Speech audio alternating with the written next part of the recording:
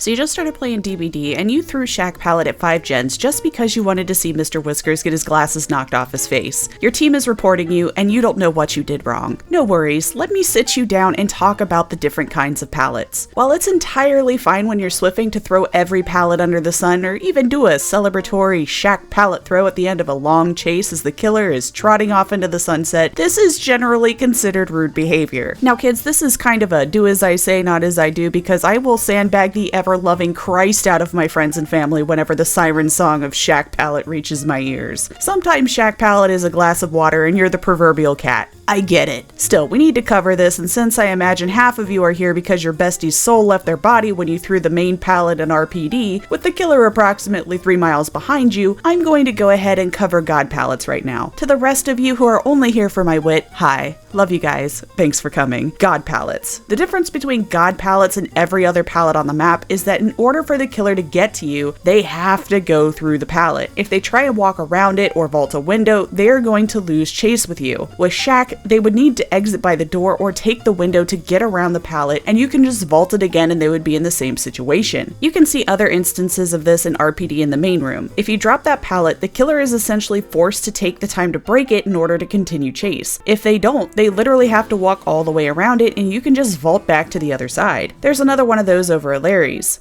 Throwing these pallets should theoretically be a last resort. Again, there are some days when you just load in and throw Shack Pallet because a Steve load in with no mither and scene partner, and if you have to suffer, then so does he. Still, a good looper can abuse God Pallets and hold chase long enough to get some generator progress done. If you throw it on a whim, that sucks away a resource that could cost you the game. I don't consider myself a strong looper, so I definitely understand the impulse to throw that Shack Pallet like you're in an adult version of Scream called Cream, and you're chucking things that may or may not be a nose hair trimmer at Ghostface from your love swing. Just like in this completely made up Scream parody, remember that restraint is key. Next up, we have the safe pallets. These bad boys are positioned at longer loops with examples like the front desk of RPD or in the forklift area in Hawkins. Essentially, the pallet is in a position that will not let the killer have a 50-50 shot at hitting you because they need to go around an obstacle to reach you. This will let you bait at the pallet for maximum looping time. Sometimes these pallets are only safe on one side, so keep that in mind. If you are looping at a pallet where only one side is safe and the killer decides to break it, you could be stuck between a wall and a dead zone. Finally, we have the unsafe pallets. These little turd muffins are responsible for about 70% of survivor downs in a pallet situation. An unsafe pallet is essentially a pallet where by the time you've thrown it, the killer has walked around it and is bending you over their knee and making you call them daddy before you even manage to vault back. Even if the killer decided not to go around and is about to play a game of chicken with you, the moment you commit to a vault, they can just give you a love tap because the distance from one side of the pallet to the next is so short and free of any obstacles. Good luck out there, kids.